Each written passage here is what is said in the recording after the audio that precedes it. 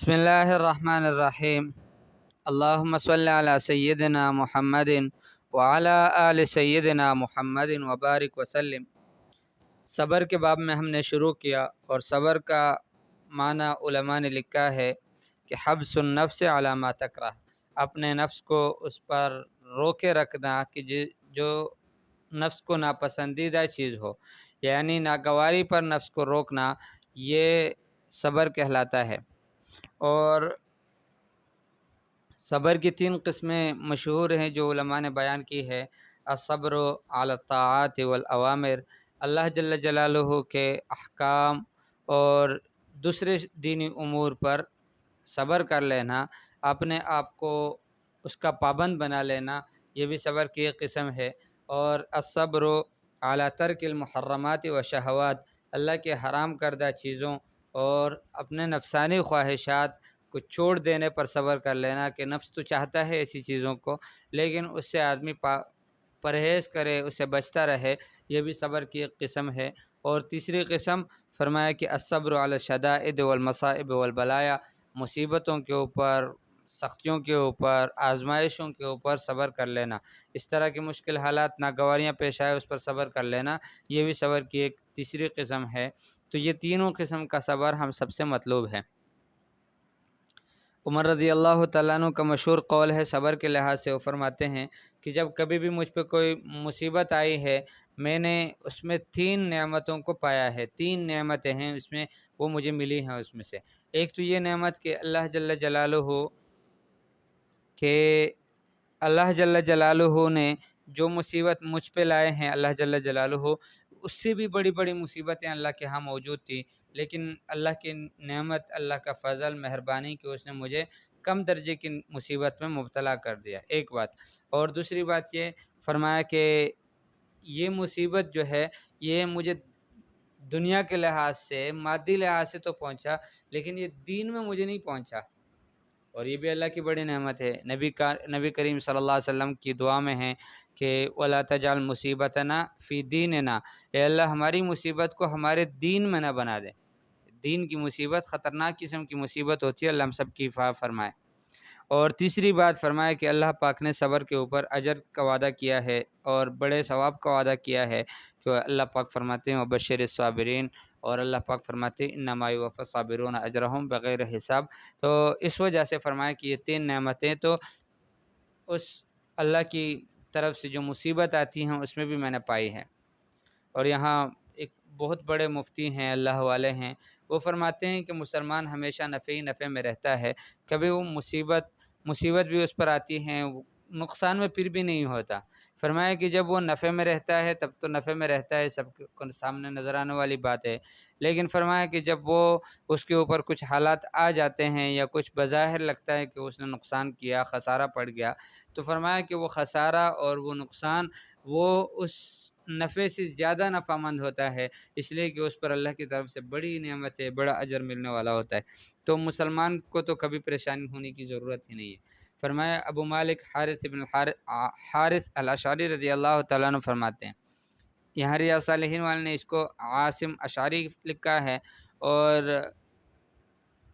امام نووی رحمہ اللہ کی کتاب جو اربعین النووی کے نام سے مشہور ہے، انہوں نے ان کا نام لکھا ہے ابو مالک الحارث ابن الحارث الاشعری، یہاں حارث ابن عاصم اشعری رضی اللہ تعالیٰ عنہ۔ قال رسول اللہ صلی اللہ علیہ وسلم، فرماتے ہیں کہ رسول اللہ صلی اللہ علیہ وسلم نے فرمایا الطہور شطر الایمان، فرمایا کہ پاکیزگی حاصل کرنا یہ ایمان کا ایک بہت بڑا حصہ ہے۔ شطر کہتے ہیں بڑے حصے کو، اور طہور کہتے ہیں طہارت کو، یعنی وضو بنا لینا، غسل کر لینا، اپنے آپ کو پاک صاف رکھ لینا، یہ ایمان کا بڑا حصہ ہے۔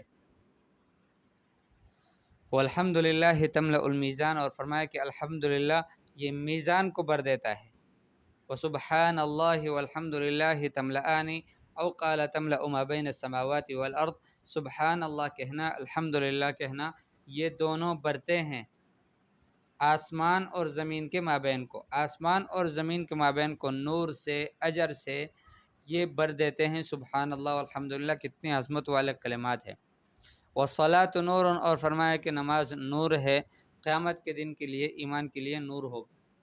جیسے حدیث پاک میں بھی آتا ہے، حضور صلی اللہ علیہ وسلم فرماتے ہیں کہ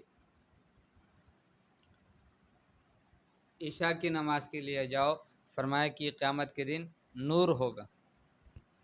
تو فرمایا کہ الصلاۃ نور، فرمایا کہ نماز نور ہے، وہ صدقۃ برہان، اور صدقہ جو ہے یہ دلیل ہے، برہان ہے، حجت ہے۔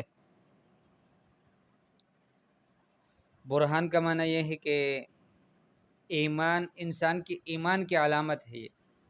کہ اللہ کے راستے میں آدمی خرچ کرتا رہے اور صدقات کرتا رہے فقیروں پر، مسکینوں پر، اس سے یہ علامت ہے اس بات کی کہ اس آدمی میں ایمان موجود ہے۔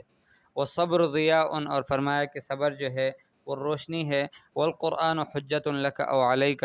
قرآن یا تو آپ کے لیے حجت ہے یا آپ کے خلاف حجت ہے۔ آپ کے لیے حجت کا مطلب یہ ہے کہ یہ آپ کی سعادت اور آپ کے نجات کا سبب بنے گا، اور فرمایا کہ اگر آپ نے اس پر عمل کر دیا، اور اگر عمل نہیں کیا تو پھر یہ آپ کی شقاوت اور بدبختی اور محرومی کا سبب بنے گا۔ اللہ ہم سب کی حفاظت فرمائے۔ کل الناس یغدو، سارے کے سارے صبح کو نکلتے ہیں، یعنی صبح کرتے ہیں، فبائع نفسہ فمعتقها او موبقها، سب اپنے آپ کو، اپنے نفسوں کو بیچتے ہیں، کوئی اس کو پھر آزاد کر دیتا ہے، کوئی اس کو ہلاک کر دیتا ہے۔ اگر اپنے آپ کو، اپنے نفس کو اللہ کے نام بیچے گا تو اس نے اپنے نفس کو آزاد کر دیا، اور اگر شیطان اور خواہشات نفسانی کے نام بیچا تو اس نے اس کو ہلاک کر دیا۔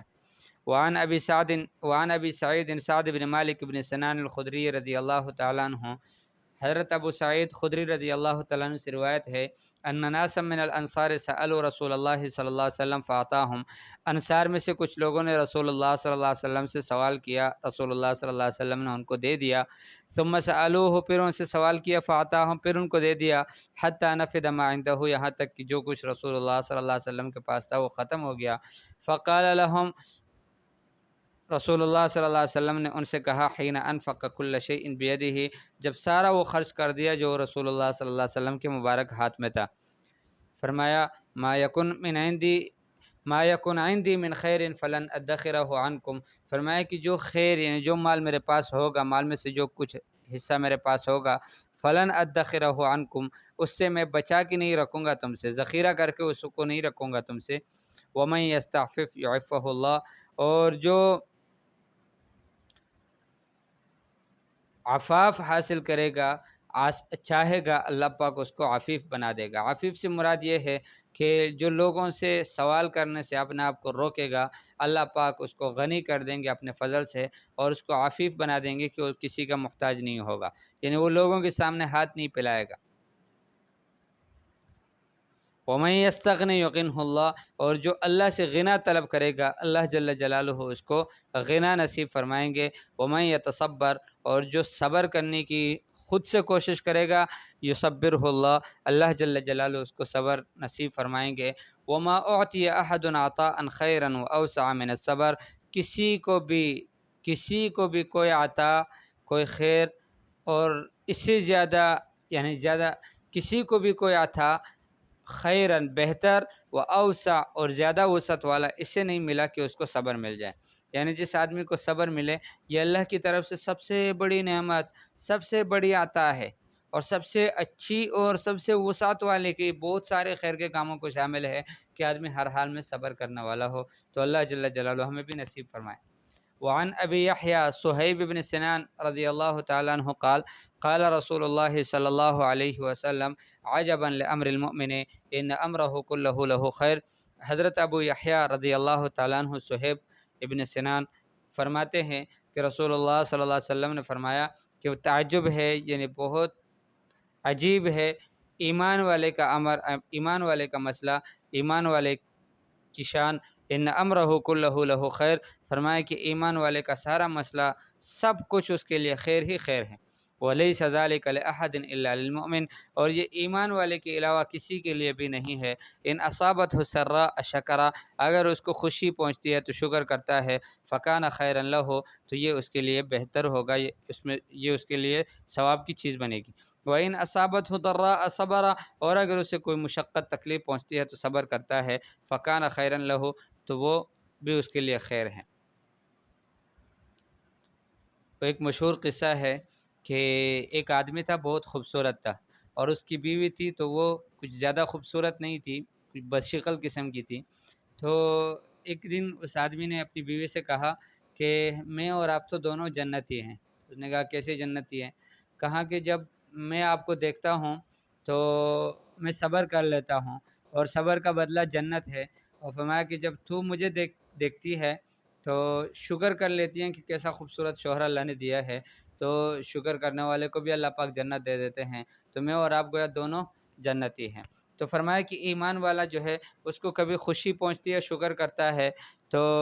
وہ اس کے لیے بہتر ہے، اور اگر تکلیف پہنچتی ہے تو اس پہ صبر کرتا ہے، وہ بھی اس کے لیے بہتر ہے۔ انس رضی اللہ تعالیٰ عنہ سے روایت ہے لما ثقل النبی صلی اللہ علیہ وسلم کہ جب رسول اللہ صلی اللہ علیہ وسلم بیمار ہو گئے، ثقل سے مراد یہ ہے کہ مرض الموت کی بیماری رسول اللہ صلی اللہ علیہ وسلم پر آئی، جعل یتغشاہ الکرب، اللہ کے حبیب صلی اللہ علیہ وسلم کو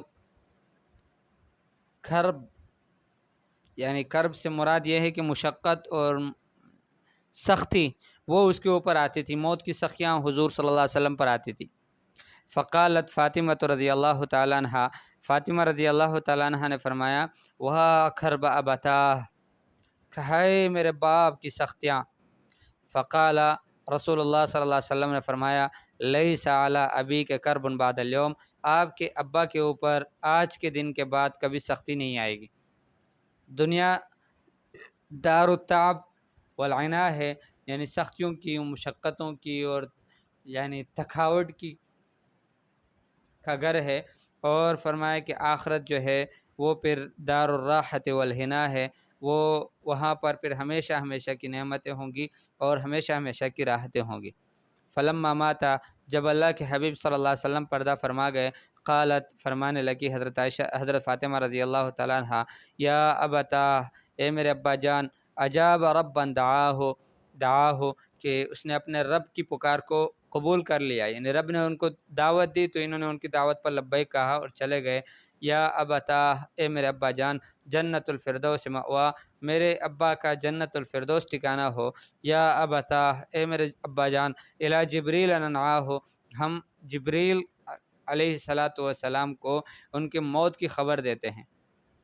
وہ جو جبریل علیہ الصلاۃ والسلام ان کے دوست تھے حضرت محمد مصطفیٰ صلی اللہ علیہ وسلم کے، اور ان سے بہت محبت رکھتے تھے، تو فرمایا کہ ہم ان کو حضور صلی اللہ علیہ وسلم کی فوتگی کی خبر دیتے ہیں۔ فلما دفنا، جب فوت ہو گئے، دفنائے گئے رسول اللہ صلی اللہ علیہ وسلم، قالت فاطمہ رضی اللہ عنہا، فاطمہ رضی اللہ تعالیٰ عنہ نے فرمایا اطابت انفسکم ان تحثوا علی رسول اللہ صلی اللہ علیہ وسلم التراب، کیا تمہاری جی نے یہ پسند کر دیا کہ تم رسول اللہ صلی اللہ علیہ وسلم پر مٹی کو ڈال دو؟ کیسے تمہارے جیوں نے، تمہارے دلوں نے، تمہارے نفسوں نے اس کو پسند کر دیا، ان تحثوا علی رسول اللہ صلی اللہ علیہ وسلم التراب، کہ تم رسول اللہ صلی اللہ علیہ وسلم پر مٹی کو ڈال دو۔ حضرت انس رضی اللہ تعالیٰ عنہ اس کی اس حالت کی وجہ سے خاموش رہے، حالانکہ اس کا اپنے یعنی لسان حال سے وہ یوں فرماتے تھے کہ لم تطب انفسنا، ہمارے جی نے تو نہیں چاہا، ولکننا قہرناہا امتثالا لامرہ، لیکن ہم نے اپنے نفسوں کو اس پر مجبور کر دیا اس کے امر کی وجہ سے، کہ رسول اللہ صلی اللہ علیہ وسلم کا امر یہی تھا کہ اس طرح تم نے کرنا ہے۔ وعن ابی یزید اسامہ بن زید بن حارثہ مولا رسول اللہ صلی اللہ علیہ وسلم، حضرت ابو یزید اسامہ ابن زید ابن حارثہ جو رسول اللہ صلی اللہ علیہ وسلم کے مولا تھے، یعنی ان کے آزاد کردہ غلام تھے، وہ حبی ہی، اور رسول اللہ صلی اللہ علیہ وسلم کے محبوب تھے، وہ ابن حبی ہی، اور رسول اللہ صلی اللہ علیہ وسلم کے محبوب کے بیٹے تھے۔ یہ حضرت اسامہ رضی اللہ تعالیٰ عنہ کا لقب ہے کہ اسامہ بن زید، اسامہ حب بن حب بن رسول اللہ صلی اللہ علیہ وسلم ہیں، کہ خود بھی رسول اللہ صلی اللہ علیہ وسلم کے چہیتے تھے، اللہ کے حبیب صلی اللہ علیہ وسلم کو ان سے بڑی محبت تھی، اور ان کے والد سے یعنی زید رضی اللہ تعالیٰ عنہ، زید بن حارثہ، وہ جو اپنے چچا سب کچھ کو چھوڑ کر رسول اللہ صلی اللہ علیہ وسلم کے پاس ٹھہرے تھے، رسول اللہ صلی اللہ علیہ وسلم نے ان کو اپنا متبنہ بنا لیا تھا، اور زید بن محمد کے نام سے صحابہ ان کو پکارتے تھے۔ پھر اللہ پاک نے حکم جاری کر دیا کہ نہیں، اس کو سارے بچوں کو ان کے آبا کی طرف نسبت کرو، تو پھر اس کے بعد زید بن حارثہ کہا جانے لگا۔ تو وہ فرماتے ہیں ارسلت بنت النبی صلی اللہ علیہ وسلم، فرمایا کہ رسول اللہ صلی اللہ علیہ وسلم کی بیٹی نے خبر دی، نبی صلی اللہ علیہ وسلم کو پیغام بھیجا، ان ابنی قد احتضر، کہ میرے بیٹے کی نزع کی حالت ہے۔ احتضر کا معنی اس کو موت حاضر ہو گئی ہے، یعنی موت کے آنے کا وقت قریب ہے۔ فاشہدنا، فرمایا کہ فشہدنا، استغفر اللہ، فرمایا فشہدنا، ہمارے ہاں حاضری دے دو، حاضر ہو جاؤ ہمارے ہاں۔ فارسل رسول اللہ صلی اللہ علیہ وسلم نے پیغام بھیجا، یقرئ السلام، کہ اس میں ان کو سلام بھیجا تھا کہ ان کو کہو کہ رسول اللہ صلی اللہ علیہ وسلم آپ کو سلام کہہ رہے ہیں۔ ویقول، اور یوں کہتے ہیں، ان للہ ما اخذ، کہ بے شک اللہ ہی کے لیے ہے کہ جو اللہ نے لیا، وَلَهُ ما اعطا، اور اللہ ہی کا ہے کہ جو اس نے دیا، وَكُلُّ شَيْءٍ عِندَهُ بِأَجَلٍ مُّسَمًّى، اور ہر چیز اللہ کے ہاں ایک مقرر وقت تک ہے۔ فلتصبر ولتحتسب، اس کو چاہیے کہ وہ صبر کرے اور اس پر ثواب کی امید اللہ سے رکھے۔ فارسلت الیہ، یہ تعزیت کے کلمات ہیں اور جو رسول اللہ صلی اللہ علیہ وسلم سے منقول ہے، سب سے بہترین، سب سے افضل کلمات ہیں۔ فارسلت الیہ، انہوں نے پھر دوبارہ پیغام بھیجا، تقسم علیہ لَیَأْتِیَنَّھَا، قسم دے کر ان سے کہا تھا کہ ضرور آئیں، ان کے پاس حاضر ہوں۔ فقام رسول اللہ صلی اللہ علیہ وسلم، کھڑے ہو گئے، ومعہ سعد بن عبادہ، سعد بن عبادہ رضی اللہ تعالیٰ عنہ بھی ساتھ تھے، ومعاذ بن جبل، معاذ بن جبل، وابی بن کعب، وزید بن ثابت، ورجال رضی اللہ تعالیٰ عنہم، کچھ اور مرد بھی رسول اللہ صلی اللہ علیہ وسلم کے ساتھ تھے۔ فرفع الی رسول اللہ صلی اللہ علیہ وسلم الصبی، اللہ کے حبیب صلی اللہ علیہ وسلم کی طرف بچے کو دیا گیا، یعنی انہوں نے ان کو اٹھا لیا۔ فاقعدہ فی حجرہ، انہوں نے اپنے گود میں اس کو بٹھایا، ونفسہ تقعقع، اور اس کی جو روح تھی وہ تڑپ رہی تھی۔ ففاضت عیناہ، اللہ کے حبیب صلی اللہ علیہ وسلم کی آنکھوں سے آنسو جاری ہو گئے۔ فقال سعد یا رسول اللہ، سعد رضی اللہ تعالیٰ نے فرمایا، اللہ کے رسول، ما ھذا، یہ کیا ہے؟ فقال ھذہ رحمت، یہ رحمت ہے، جعلہ اللہ تعالیٰ فی قلوب عبادہ، کہ جس سے اللہ جل جلالہ نے اپنے بندوں کے دلوں میں رکھا ہے۔ وفی روایت، اور ایک روایت میں یوں الفاظ ہے، فی قلوب من شاء من عبادہ، کہ ان لوگوں کے دلوں میں رکھا ہے کہ جن کو اللہ نے چاہا، اپنے بندوں میں سے جن کے دلوں میں اللہ نے چاہا اس رحمت کو رکھا ہے۔ وَإِنَّمَا يَرْحَمُ اللَّهُ مِنْ عِبَادِهِ الرُّحَمَاء، اور بے شک اللہ جل جلالہ رحم فرماتے ہیں اپنے بندوں میں سے انہی پر کہ جو رحماء ہیں، یعنی جن میں رحم کی صفت ہوتی ہے، وہ رحمت کی صفت سے متصف ہوتے ہیں۔ متفق علیہ روایت ہے۔ تقعقع کا معنی کتاب والے نے لکھا ہے تتحرک و تضطرب، کہ وہ تڑپ رہی تھی، حرکت کر رہی تھی، یعنی نکلنے کا وقت قریب آ چکا تھا۔